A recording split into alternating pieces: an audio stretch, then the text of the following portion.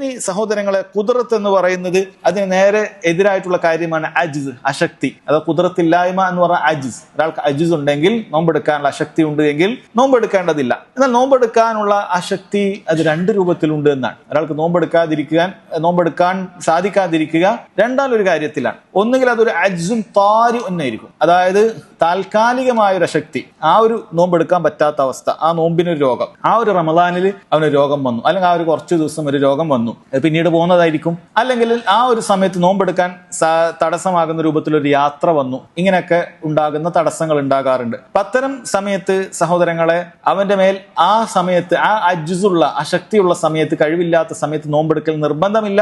എന്നാൽ ആ നോമ്പ് മറ്റു ദിവസങ്ങളിൽ നോറ്റുവിട്ടൽ അവന് ബാധ്യതയാണ്. അതാ താൽക്കാലികമായ ഇത്തരം കാര്യങ്ങളെ കുറിച്ചാണ് പറയുന്നത്. അല്ലാഹു തആല പറഞ്ഞല്ലോ, ഫമൻ കാന മിൻകും മരീദൻ ഔ അലാ സഫർ, നിങ്ങളിൽ ആർക്കെങ്കിലും രോഗമുണ്ടാവുകയോ, നിങ്ങൾ ആരെങ്കിലും രോഗിയാവുകയോ, അല്ലെങ്കിൽ നിങ്ങൾ ആരെങ്കിലും യാത്രക്കാരാകുകയോ ചെയ്താൽ ഫഇദ്ദത്തുൻ മിൻ അയ്യാമിൻ ഉഖർ, റമളാൻ കഴിഞ്ഞിട്ടുള്ള ഏതെങ്കിലും ദിവസങ്ങളിൽ നിങ്ങൾ എന്ത് ചെയ്യണം? അത് കണക്ക് പൂർത്തിയാക്കണം എന്ന് അല്ലാഹു സുബ്ഹാനഹു വ തആല പറഞ്ഞിട്ടുണ്ട്. ആ വർഷത്തിൽ എത്രയാണോ ഉമ്മത്തിന് നോമ്പ് കിട്ടിയത്, 29 ആണോ 30 ആണോ, അതനുസരിച്ച് അവൻ പൂർത്തിയാക്കണം. അവന് 2 നോമ്പ് ഒഴിവായി പോയിട്ടുണ്ട്, അപ്പൊ 27 കിട്ടിയിട്ടുള്ളൂ. അപ്പോൾ 29 നോമ്പിൽ 27 അവന് കിട്ടി. 2 നോമ്പ് അവൻ പൂർത്തിയാക്കണം. അതാണ് ഫഇദ്ദത്തുൻ മിൻ അയ്യാമിൻ ഉഖർ എന്ന് പറഞ്ഞതിന്റെ അർത്ഥം. രണ്ടാമത്തെ ഒരു വിഭാഗത്തിന് ഖുദ്റത്തില്ലാതിരിക്കുക എന്ന് പറയുന്നത് അത് അജ്സുൻ ദായിമുനാണ്. എപ്പോഴും കഴിവില്ലാത്ത ആളുകൾ, ലാ യുർജ സവാലുഹു, അത് നീങ്ങുമെന്നൊരു പ്രതീക്ഷയുമില്ല, അങ്ങനെയുള്ള രോഗങ്ങൾ. അങ്ങനെയുള്ള 2 വിഭാഗമാണ് പ്രധാനമായി ഉണ്ടാവുക. നിത്യരോഗികൾ എന്ന് പറയുന്ന വിഭാഗം ഉണ്ടാവും. അവരുടെ രോഗം മാറുന്ന പ്രതീക്ഷയില്ല, ഡോക്ടർമാർ വിധി എഴുതിയതാണ്, ഇയാൾക്ക് നോമ്പൊന്നും എടുക്കാൻ കഴിയില്ല,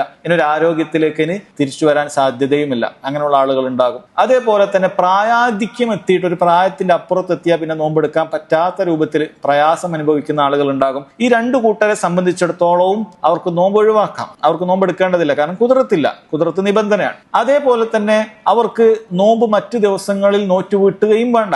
അവർക്ക് പകരം ഓരോ നോമ്പിനും ഒരു മിസ്കീനിന് ഭക്ഷണം കൊടുത്താൽ മാത്രം മതിയാകുന്നതാണ്. ഓരോ നോമ്പിനും ഒരു മിസ്കീന് ഭക്ഷണം കൊടുത്താൽ മതി. ഉദാഹരണത്തിന് ഒരാളുടെ വീട്ടിൽ പ്രായാധിക്യമുള്ള ഒരു വല്യുപ്പയുണ്ട്, പ്രായാധിക്യമുള്ള ഒരു ഉമ്മാമയോ ഉപ്പാപ്പയോ ഒക്കെ ഉണ്ട്, അവർക്ക് നോമ്പെടുക്കാൻ കഴിയില്ല. എന്ത് ചെയ്യണം? അവർക്ക് ഓരോ നോമ്പിനും നമ്മളൊരു ഭക്ഷണം കൊടുത്താൽ മതി. അത് ഓരോ നോമ്പ് കഴിയുമ്പോൾ കൊടുക്കണമെങ്കിൽ അങ്ങനെ കൊടുക്കുക, അല്ലെങ്കിൽ റമദാൻ മുഴുവൻ കഴിഞ്ഞിട്ട് അങ്ങനെ കൊടുക്കുക. മഹാനായ അനസ് ബിൻ മാലിക് റളിയല്ലാഹു അൻഹു, അദ്ദേഹം ഒരുപാട് വർഷക്കാലം ജീവിച്ച മഹാനായ സ്വഹാബിയാണ്. അദ്ദേഹത്തിന്റെ അവസാന സമയത്ത് അദ്ദേഹത്തിന് നോമ്പെടുക്കാൻ സാധിക്കുമായിരുന്നില്ല എന്നാണ്. അപ്പൊ അദ്ദേഹം 30 ദിവസത്തെ നോമ്പിന്റെ ഭക്ഷണം എന്ത് ചെയ്യും? അദ്ദേഹം 30 ആളുകളെ വിളിച്ചു വരുത്തിയിട്ട് അവർക്ക് ഭക്ഷണം കൊടുക്കാറുണ്ടായിരുന്നു. റമദാൻ കഴിയുമ്പോൾ 30 ആളെ വിളിച്ചിട്ട് അങ്ങനെ ഭക്ഷണം കൊടുക്കുക. അതല്ലെങ്കിൽ നമ്മൾ ഓരോരുത്തർക്കും അരി കൊടുക്കുകയാണെങ്കിൽ പണ്ഡിതന്മാർ പറഞ്ഞത് അര സാ വെച്ചിട്ട്, അഥവാ ഒരു സാ 3 കിലോ ആണ് സൂക്ഷ്മതയായിട്ട് ഷെയ്ഖ് ഇബ്നു ബാസ് റഹിമഹുല്ലാഹി പോലുള്ള പണ്ഡിതന്മാരൊക്കെ പറഞ്ഞത്. അപ്പൊ അര സാ 1.5 കിലോ അരി വെച്ചിട്ട് കൊടുക്കുക. വീട്ടിലൊരു വയസ്സായ ഉമ്മാമയുണ്ട്, വയസ്സായ ഉപ്പാപ്പയുണ്ട്, അവർക്ക് നോമ്പെടുക്കാൻ പറ്റുന്നില്ല.